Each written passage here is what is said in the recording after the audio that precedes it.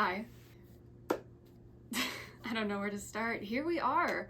It's funny, I don't really film as much in here anymore because I'm away at school so much, so I'm really glad this happened over my Christmas break so that I can celebrate it here where it all began. Also, if this video looks a little different, it's because I'm filming on my phone because my camera is both at school and not working. So, this is probably not going to be a long video, but I just wanted to do an 100 subscriber special.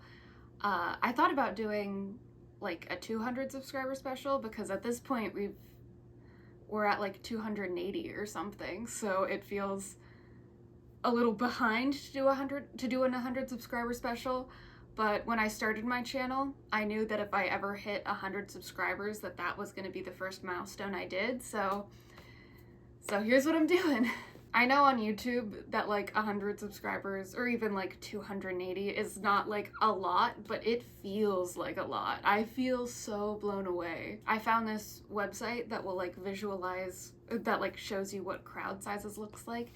This is what 100 people looks like, and this is what 250 people looks like. That's insane. Look how many people that is. I first need to think of like what my next milestone video will be, because I don't think I ever really expected it to get this far, so I never really thought past the 100 subscriber point, but that's something to worry about for a later day. So since we're sort of since this is my 100 subscriber special, I wanted to take the opportunity to kind of look back on my channel and see like, how did I get here? This is just going to be a very brief history of my channel. My first YouTube video I posted in June of 2020. I was 17 years old. I just finished my junior year of high school.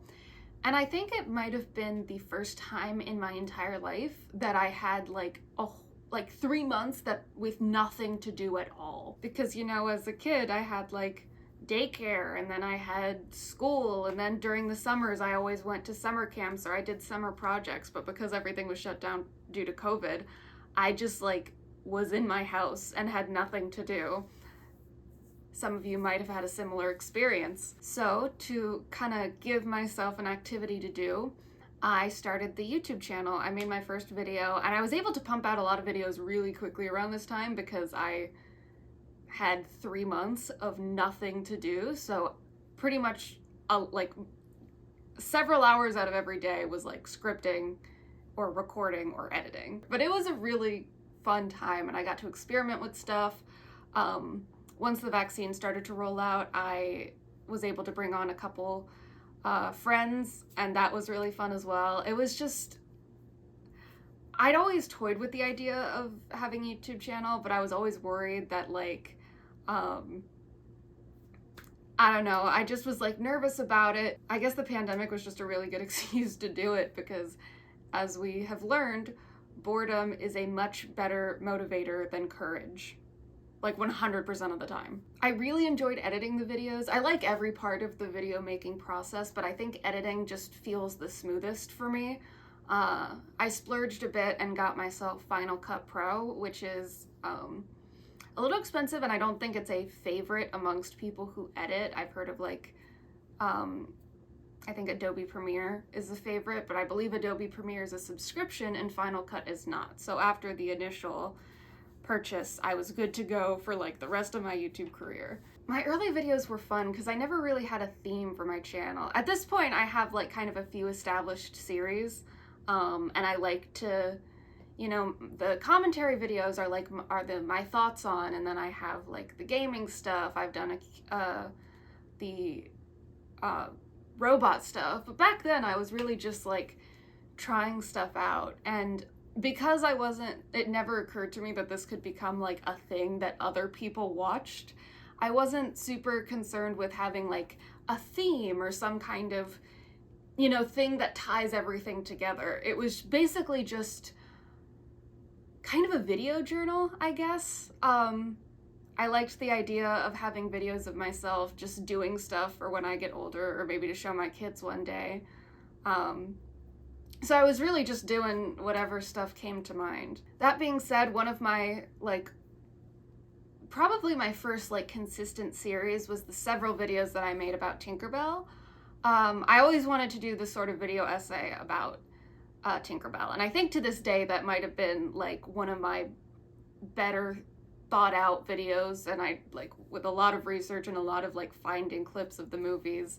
And so when it kind of became a big thing, I will admit I kind of milked it. Those videos consistently got over 100 views, and I got to like go on the Tinkerbell remade website, so that was really fun. Also, sometime around here I got a video.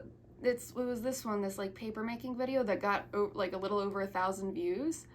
I'm kind of suspicious about that because it does not have like a lot of comments that you would like, and you'd expect comments if you've got that many views.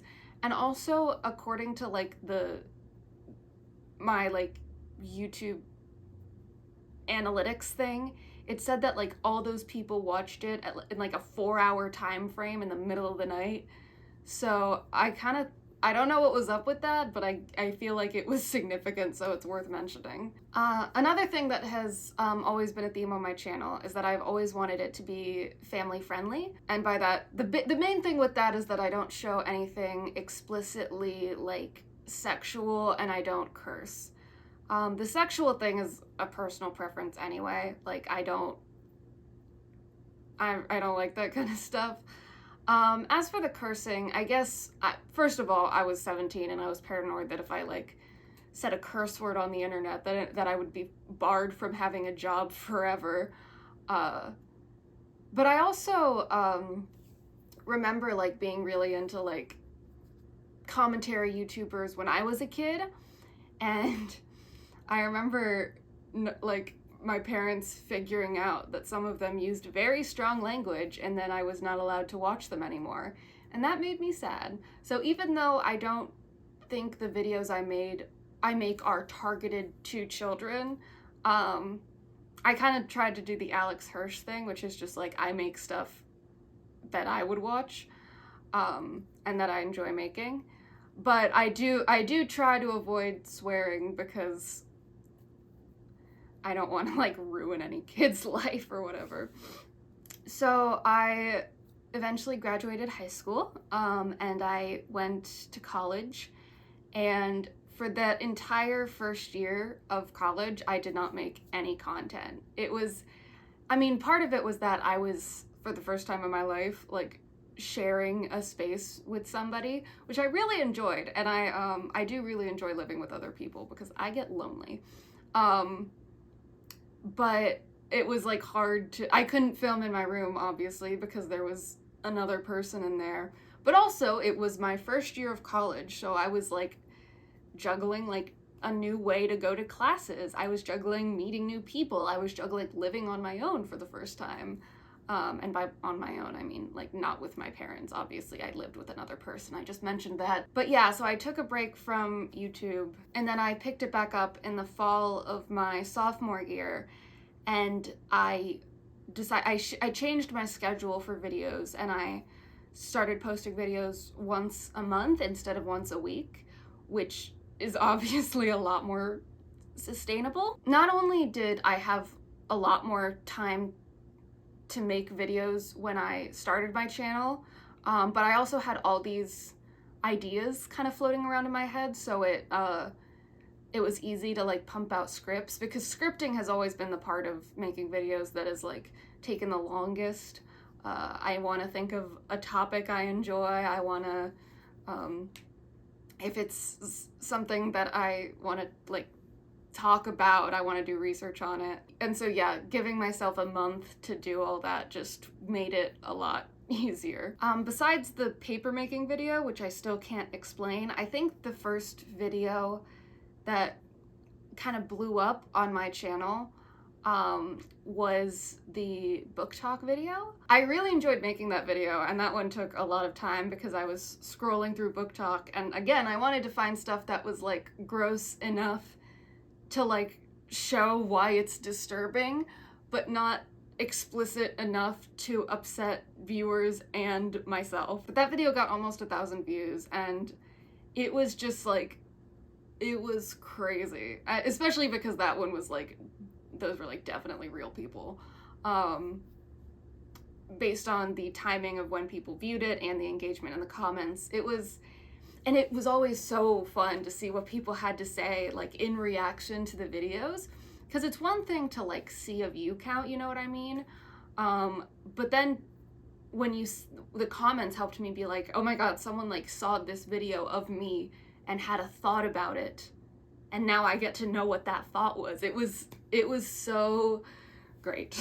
More recently, a different video that I made went viral, and I will call this one viral, not just blew up, because it got 12,000 views, and you might have seen it because it was the iFunny video I made. I don't want to dwell on this too much because there's like a Danny Gonzalez quote that I thought about like the entire time it was happening, which I'll play right now. I think though that one lesson that would be really helpful for you to learn is something that I've seen a lot of influencers struggle with, honestly. And that is that if you're getting hate for something that you're proud of, don't respond to it. Unless you've really hurt a group of people, don't respond to hate. It's like the snowballing thing. There's a reason that certain creators can't seem to get away from drama. And every time they post a video, even if it's a pretty normal video, they'll get hate on it and people talking shit. It's because when they get hate, they have to like make a whole video discussing it and going over it. But I do want to say just a quick rundown of the situation. So basically I made a video about a Russian meme app and kind of poked fun at the conservatives on the app, and it got posted to iFunny, wherein I was made into several memes and people came flocking to my video to leave a ton of comments. All I will say about that is that my subscriber count has more than tripled because of the influx of views I got from that video. So remember what they teach you, all press is good press. Still, it was insane to see 12,000 people. That is, okay, two references for that. One, this crowd of 10,000 people looks like this.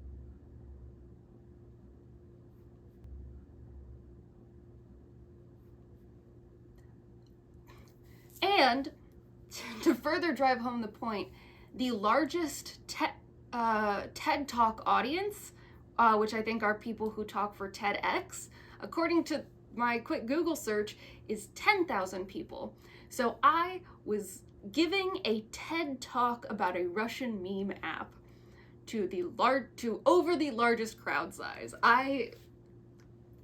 Despite the fact that I've like looked at pictures to help me visualize the crowd size, it is still wild for me to comprehend how many people are like looking at my videos and engaging with my videos. Like, I genuinely cannot wrap my head around it. It's incredible. And now here we are.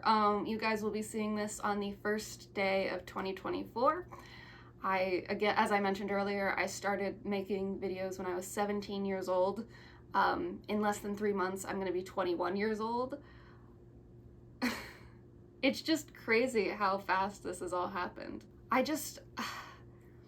know that I'm kind of stuttering and going back and forth, but I really just want to say this channel has seen me through several very significant stages of my life. And again, I never expected it to be more than just like a COVID project. I don't even think I expected to keep doing it, like, once I started having other things to do. And it's just become bigger than I ever could have imagined. And that's, if you are watching this video, especially if you've watched it up to this point, like, thank you. I cannot express how exciting this has been and how fun this has been. And I want you guys to know that I don't respond to every comment, sometimes because I am awkward and don't know what to say, but I do read every single comment, and I recognize people who have commented on several of my videos. I see you and I appreciate you so, so much, because you guys are the reason why I've gotten to this point. I know this video is not going to be very long. It's probably not going to be that funny. It's just however long of me being sappy and emotional, but I felt like it was deserved. I don't know. I don't know what to say. Thank you. I will be back next month and I'm gonna upload on time because I've always uploaded on time. And anyone who's ever, and if you think I've not uploaded on time, you're acting crazy right now. So I will see you in a month. Here's to 3 more years of this, at least. Thank you so much for watching. Bye.